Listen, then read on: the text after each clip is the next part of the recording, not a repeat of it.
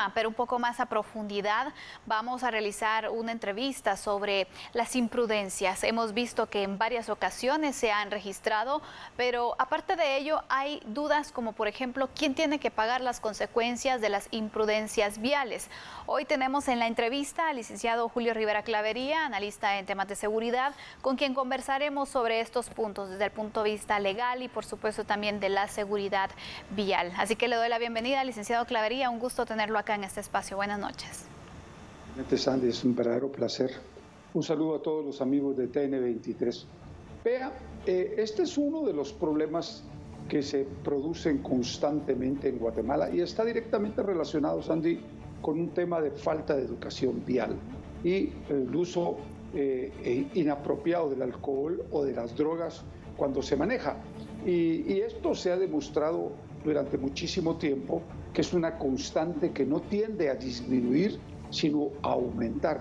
Y es porque efectivamente en el caso de las carreteras interamericanas no hay ningún tipo de patrullaje por parte de la Policía Nacional Civil o de Provial, que serían las policías que están, digamos, legalmente obligadas a cubrir estas áreas, con la excepción de Provial, que no puede poner multas o detener vehículos. Creo que es muy importante reformar la ley para darle dientes a la policía de Provial para que puedan detener a los conductores que anden ebrios, drogados o anden manejando con temeridad en las carreteras. Licenciado, pero por ejemplo, ¿qué pasa y quién tiene que pagar las consecuencias cuando ocurren accidentes donde hay una persona que claramente ha causado el mismo, ha tenido imprudencias, como por ejemplo el caso que se ha viralizado y que se dio a conocer recientemente de un motorista que iba zigzagueando en carretera y luego pues no ve que venía pues otro vehículo, un camioncito específicamente, y ocurre esta situación? ¿Tiene que pagar el conductor del camión o al final a quien se le deducen las responsabilidades es al motorista? ¿Legalmente qué procede? Legalmente lo que procede primero es un peritaje para determinar quién fue el responsable. En este caso hay cámaras, existen testigos, etcétera. Por lo tanto, el responsable fue el motorista. Desconozco si falleció o no falleció, pero si no hubiera fallecido, él es el responsable. Y él, bueno, entonces aquí hasta ahí llegó la cosa. Creo que no hay mayor responsabilidad por parte de la familia. Vea, ahí está la imagen. Con la muerte de la persona. Pero en este caso entonces, si hay una persona fallecida, ¿cuál es el futuro para el conductor del camión? Es decir, ¿puede ser culpado por el homicidio pues culposo, valga la redundancia, o por otros delitos? ¿O qué procede? Porque también no consta que aquí existan cámaras de seguridad. ¿Cómo se logra evidenciar? Este video que es el que ha circulado, pero entonces esto puede ayudar para que la persona pues no pague por la muerte de otra persona que pues iba realizando una imprudencia. Es correcto. Por eso le dije en un inicio, Sandy, se hacen peritajes por parte del Ministerio Público y del INACIF para determinar la responsabilidad. 2, se busca cualquier elemento tecnológico, testimonial que pueda ayudar a determinar qué fue exactamente lo que pasó. En este caso hay testigos, hay cámaras, etcétera. Por lo tanto, es casi seguro, 100%, que lo que el juez va a declarar es falta de mérito y esta persona no va a ser detenida en ningún momento. No tendría ninguna razón lógica legalmente de estar detenido.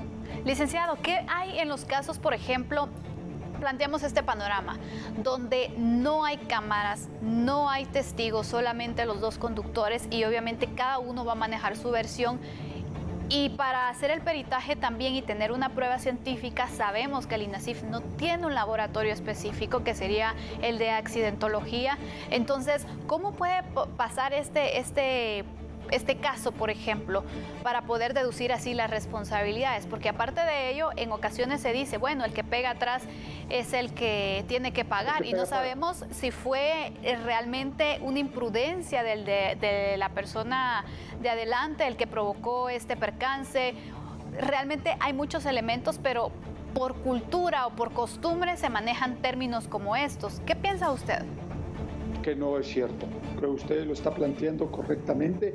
Muchas veces las personas que van adelante de uno pueden cometer alguna equivocación, claro, un error humano y un error humano puede producir un accidente.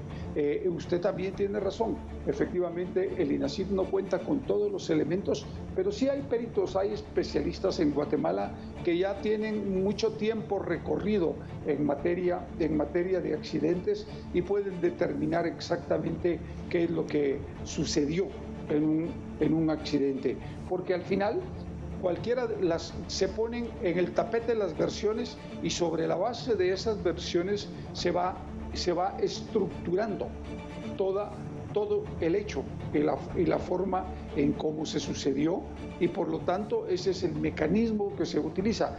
Lo ideal sería que en todos lados que pudiéramos tener cámaras, porque de alguna manera sirve muchísimo la tecnología hoy en día, y testigos que también contribuyen mucho a esclarecer muchos de estos accidentes de tránsito en los que muchas veces, Sandy, injustamente se le dicta prisión a personas que no son responsables. Y es que ese es el punto. En muchas ocasiones se hacen las recomendaciones para conducir con precaución, para también verificar los límites de velocidad, por ejemplo, pero nadie se imagina la repercusión que esto cómo puede cambiar la vida para una persona. Es decir, si sufre algún daño, si muere uno de ellos, o si por un accidente de tránsito, recordemos, también se puede ir a la cárcel, licenciado. Sí, la verdad es que efectivamente yo sé de algunos casos en que se revisan nuevamente porque efectivamente se demuestra que las personas no son responsables del accidente y los jueces pues dan marcha atrás y resuelven de otra manera. Pero el punto es que lo que tenemos que hacer al final es fortalecer el INACIF, el Instituto Nacional de Ciencias Forenses, con un departamento de accidentología verdaderamente funcional que trabaje a nivel nacional. Pero la base fundamental, Sandy, la base fundamental para evitar todo esto es que efectivamente aprendamos y nos eduquemos en las escuelas a cómo tenemos que manejarnos, o sea, la educación vial. Y la segunda, que ya lo dijo usted, es el uso de drogas o alcohol, o el llamar por teléfono, o el ir chateando, o el ir en video, en conferencia y a través de video, debe ser multado ya no de 500 a 5,000, sino que de 10,000 a 25,000 para que efectivamente la gente aprenda a no usarlo. Eso provoca accidentes y mata gente. Totalmente. Licenciado, sabemos que la ley de tránsito ya tiene años también de estar vigente. Sí. ¿Cree usted la necesidad de poderla actualizar, de poderla reformar o crear una nueva ley? ¿Cuál sería la propuesta que usted realizaría y qué puntos cree que es importante ir actualizando, que con el tiempo también es que van perdiendo o van creándose también y surgiendo nuevos fenómenos? Por ejemplo, el tránsito vehicular cada vez está más complicado, las motocicletas cada vez aumenta también la cantidad de motocicletas que están circulando, y vemos que ellos ocupan un porcentaje alto también cuando hablamos de accidentes de tránsito. ¿Cuál sería usted el análisis que hace en materia legal específicamente entonces de esta normativa? Pero yo digamos que no lo veo solo desde el punto de vista legal. Yo creo que el primer gran paso que tenemos que hacer, meter en la currícula estudiantil la educación vial. Ese es el primer gran paso. Ese es el primero. Segundo, desaparecer la Dirección General de Transporte y crear la Superintendencia de Transporte, en el que se integre lo marítimo, lo terrestre y lo aéreo, para que efectivamente haya no solo más control sobre una dependencia de esa naturaleza, sino que ejerza todo el control y supervisión que sea necesario en el tema de transporte vehicular, tanto privado, o sea, particular, pesado, y urbano y extraurbano. El urbano lo ven las municipalidades. Y la reforma a la ley, creo yo que debería de ser desde varios puntos. Uno es, necesitamos revisar cuánto es el límite de velocidad máximo en que podemos utilizar los guatemaltecos en áreas urbanas, en áreas extraurbanas, y enseñarle a los motorciclistas, que ya son más o menos el 48% o más, un poco más de vehículos en la capital, que ellos tienen que ir en su carril derecho.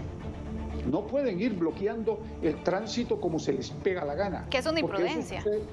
Además de ser una imprudencia, es una irresponsabilidad.